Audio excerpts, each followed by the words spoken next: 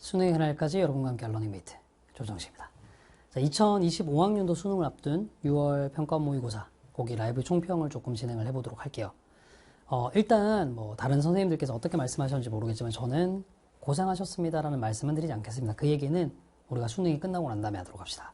아직까지 여러분들은 첫 단추도 제대로 깨지 않았습니다. 일단 6월 모의고사 전체에 대해서 좀 말씀을 드려보면 사실 저는 특정한 모의고사를 치고 난 다음에 시험 난이도가 어떻다라는 말을 조금 피하는 편이에요. 왜냐하면 이게 난이도라는 게 워낙 주관적인 영역이기 때문에. 근데 이번에는 피치 못하게 얘기를 해야 될 것 같네요. 솔직히 시험지 보고 저도 놀랐습니다. 어려워서요. 확실히 학생들이 좀 많이 어려워했을 만한 시험입니다. 특히나 영어를 띄엄띄엄 봤다면 오히려 이제 N수생들 입장에서는 작년이랑 좀 비슷한 결이다라는 걸 느낄 수 있었을 것 같긴 한데 현역들 이제 막 평가원 모의고사를 처음 본 친구들은 많이 당황스럽지 않았을까 싶네요. 특히 이제 산모가 올해 몇 년치의 산모들 중에는 좀 굉장히 쉽게 나왔던 편이라 이번 6월 평가원 모의고사 난이도 이 정도로 나와버리면 좀 많이 당황스럽지 않을까 싶은데 어떤 부분들 때문에 조금 어려웠을지 한번 생각을 해보도록 할게요. 일단은 첫 번째, 굉장히 문제를 난이도를 높이는 방법이 많이 고도화가 됐어요. 거기에 대한 얘기를 제가 얘기를 해볼 거고요. 네, 그럼에도 불구하고 이게 새로운 것이 아니다라는 것도 제가 보여드릴 겁니다.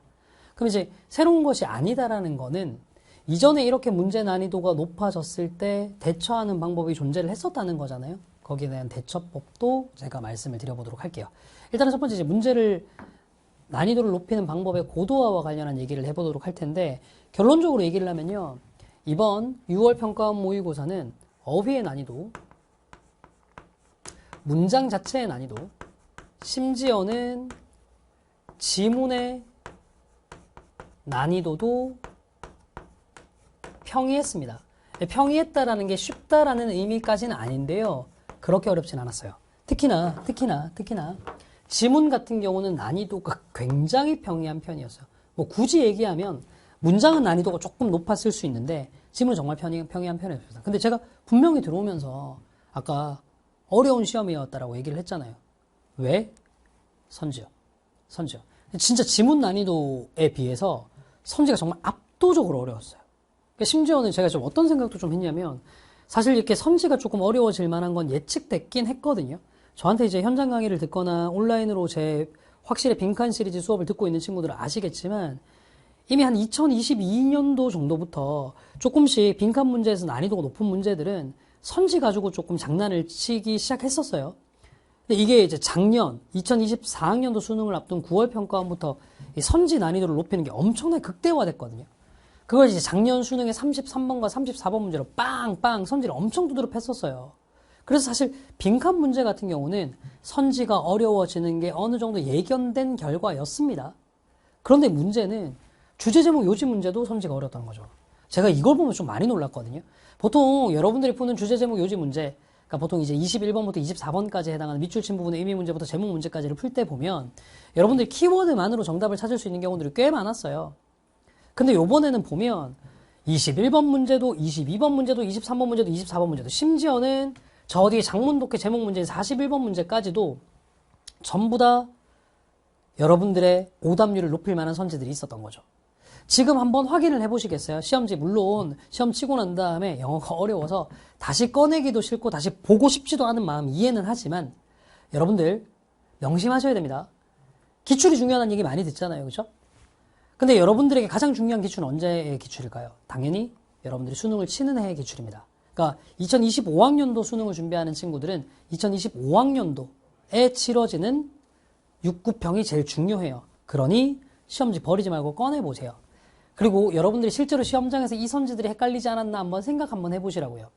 25번 지문을 보시면 21번 지문 죄송합니다. 21번 지문을 보시면 이거 자체가 이제 어떤 내용이었던지 기억나지? 사람들이 뭔가 번아웃이 왔다라고 얘기를 할 때 이건 스위치가 껐다 켜졌다 하는 이런 상황의 문제가 아니라 그냥 뭔가 정도의 차이일 뿐이다 이런 거였단 말이야. 근데 지문을 보면서 여러분들 키워드로 번아웃의 정도의 차이 이렇게 하면 5번 선지의 번아웃의 정도 여기에 꽉 꽂힐 수밖에 없다고요.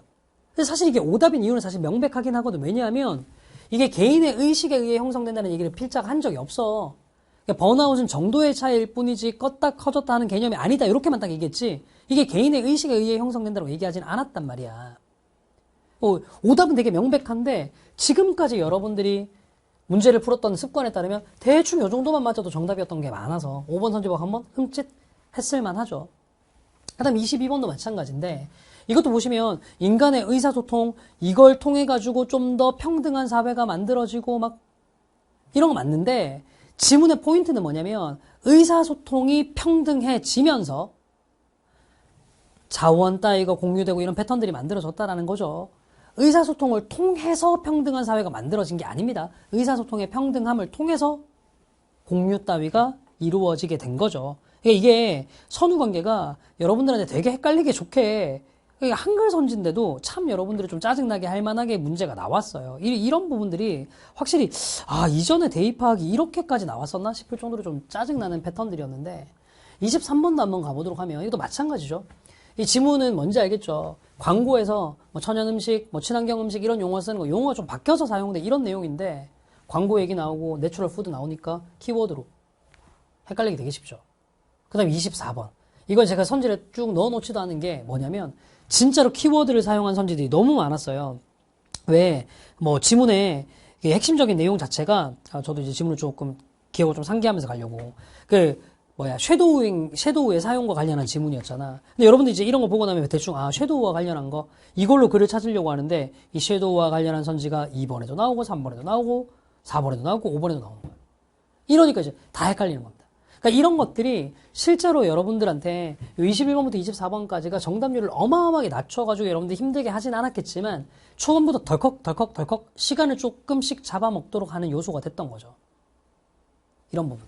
그럼 이제 이 부분에서 여러분들이 약했다면 여러분들에게 제일 중요한 능력은 뭐였을까? 글에 대한 제대로 된 이해예요. 제대로 된 글의 이해. 제가 항상 강조하는 게 이겁니다. 영어 지문을 읽고 난 다음에 그냥 키워드만 잡아요. 그래서 글 내용이 대충 이건 것 같아요. 그걸로는 못 풀도록 문제를 내버리신다니까. 이게 제가 봤을 때 극대로 간 게 31번 빈칸이 아닐까 싶거든요. 제가 시험지를 딱 받고 난 다음에 와 이거 진짜 미쳤다 싶은 게 31번이었어요. 31번 특히나 이제 빈칸 맨 마지막 문장 보고 난 다음에 미디어 그 자체가 보존을 위한 것이 아니라 미디어에 있는 정보를 보존해야 된다. 이거 딱 보고 난 다음에 미디어는 보존이 아닌 거구나. 보존 관련한 얘기 찾아볼까? 스토어. 저장하다 보존? 연결되는데? 이렇게 푼 친구들 되게 많을 거라고요. 이것도 다시 한번 얘기하지만 제대로 된 글의 이해와 관련한 이슈예요. 분명히 이 지문은 나중에 이제 제 해설 강의를 보시면 알겠지만 지문에 단 한 번도 미디어, 매개체 자체를 보존할 필요가 없다라고 얘기한 적 없습니다. 매개체를 옮겨 다니더라도 매개체 자체도 보존할 필요가 있는데 진짜 중요한 건 그 매개체 안에 있는 정보가 더 중요하다고 얘기를 한 거죠. 매개체를 보존하지 말아야 된다고 얘기한 거 아니에요. 근데 이게 글 잘못 읽어서 나온 거라고요. 근데 그 외에 이제 33번 같은 경우도 이것도 보시면 대충 글의 내용은 사실 평가원에서 워낙 많이 냈던 지문의 패턴이죠. 인간과 환경은 서로 영향을 주고받는다. 뭐 이런 내용의 글들. 그래서 되게 그냥 평이하게 읽어놨어. 그리고 1번 선지 봤는데 너무 괜찮은데 문제는 3번도 4번도 5번도 다 그럴듯해 보이는 겁니다. 이런 것들이 좀 짜증이 나는 거죠. 그래서 사실 31번과 33번 같은 경우는 이게 빈칸 문제를 풀 때의 태도 이런 것들이 되게 좀 중요했던 유형의 문제거든요. 제가 그래서 확실히 시리즈 수업 듣는 친구들한테 항상 얘기했잖아요. 빈칸 답부터 정해놓고 안 들어가면 선지 다 말린다고. 심지어는 오늘 평가원 시험 치기 바로 전날 월요일 현장에서 수업 들었던 친구들은 이거 되게 제가 많이 강조하는 거 들었던 거 기억이 나실 겁니다. 41번 제목 문제도 마찬가지고요. 여기도 보시면 알겠지만 윤리적 사고 관련해서 얘기하고 사람마다 관점 다 다르다고 하니까 다른 사람의 눈. 이게 왜 틀렸냐면 이 지문 어디서 윤리 이론에 대해서는 언급한 적 없거든. 윤리 이론이 아니라 이론적인 차원이 아니라 문제 자체를 직접 살펴보라라고 얘기했지 이론을 오히려 부정하고 있단 말이야. 근데 슬쩍 키워드는 넣어놓으니까 그럴듯해 보인단 말이야. 이런 것들이 여러분들을 진짜 짜증나게 만들었습니다. 특히나 아까도 말씀드렸던 것처럼 그나마 빈칸 선지를 이렇게 만들어냈던 건 평가원에서 지난 몇 년간 보여주던 건데 주제 제목 요지부터 이렇게 털어버린다고 저도 그거 조금 많이 놀랐습니다. 거기다가 두 번째 어마어마한 일이 또 벌어졌죠. 순서 문제 정답 1번 나왔죠. 그죠? 근데 이거 그냥 자꾸 내 강좌 얘기해서 미안합니다. 아니 뭐 내가 내 강의 얘기하지 뭘 얘기하겠어. 확실히 순서 삽입 OT에서부터 계속 얘기를 했죠. 순서 문제 정답 1번일 가능성 배제하지 말라고. 제가 오늘 딱 와서 모의고사 시험지 딱 보자마자 PD님한테 뭐라고 얘기했냐면 순서 문제 정답 1번 나왔어요 라고 얘기하니까 PD님도 어? 하고 웃더라고요. 왜냐면 제 수업을 찍으시니까 항상 제가 그 얘기를 해왔다는 거 알고 계시거든요. 보세요. 시험장에서 이런 일들은 얼마든지 벌어질 수 있습니다. 그리고 이게 여러분들 수능에서 그러지 말라는 법도 없어요. 근데 이런 것들 때문에 확실히 문제들이 어려웠습니다. 근데 아까 제가 목차에서도 말씀드렸지만 이게 새로운 건 아니에요. 여러분들 갑자기 하필이면 왜 냈대? 이런 건 아니라고요. 예를 들면 빈칸 같은 경우는 선지가 고도화되는 방식이 23학년도 수능부터 시작돼가지고 24학년도 평가원, 특히나 9평부터는 두드러지는 경향이거든요.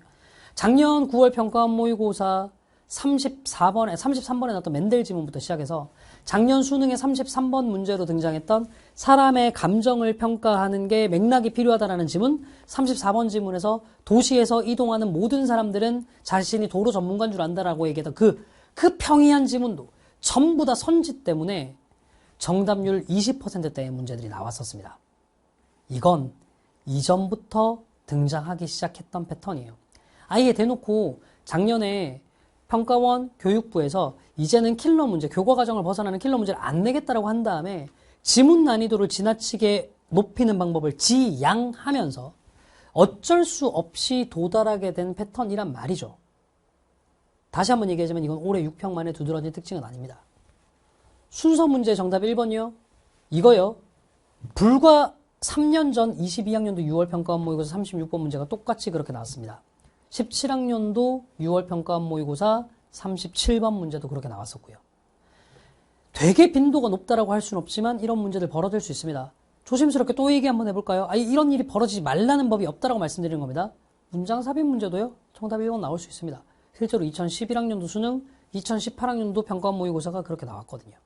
그러니까 특정 선지는 정답이 아닐 거라는 생각을 하시면 안 된다는 거예요. 오케이? 그리고 이것까지도 앞에서 제가 이제 문제 난이도를 높이는 고도화한 요소에다가 얘기하진 않았지만 문장 삽입 문제에서 제시문의 기능어를 사용하는 39번 문제 있죠? 요 제시문에는 디스 통해서 문제 풀어야 됐던 거거든요. 23학년도 6평인가 수능에서 쓰였던 패턴 그냥 그대로 나온 거예요. 이런 걸 보면 우리가 알 수 있는 게 있습니다. 일단 요번 6평이 선지를 대입까지 포함해서 골고루 다 어렵게 했다는 점에서 확실히 어려운 시험이었던 건 맞지만 이게 하늘에서 뚝 떨어진 방식은 아니구나. 따라서 우리는 과거의 기억을 통해서도 학습할 수 있는 것이 있겠구나. 예전부터 있던 방식이니까요. 그래서 제가 여러분들께 해결책을 조금 드리도록 할게요. 첫 번째, 해결책을 얻기 위해서 여러분들이 가지셔야 될 제일 좋은 태도가 이겁니다. 자기 진단을 객관화하셔야 돼요. 특히나 이렇게 선지가 어려웠던 시험에서 여러분들이 도망가기 제일 좋은 핑계가 이겁니다. 나는 지문은 이해했는데 선지 둘 중에 하나 헷갈리다가 틀렸으니까 이건 시험장에서 내가 감이 떨어져서일 거야. 당일날 실수였을 거야 라고 생각하기 되게 쉽거든요.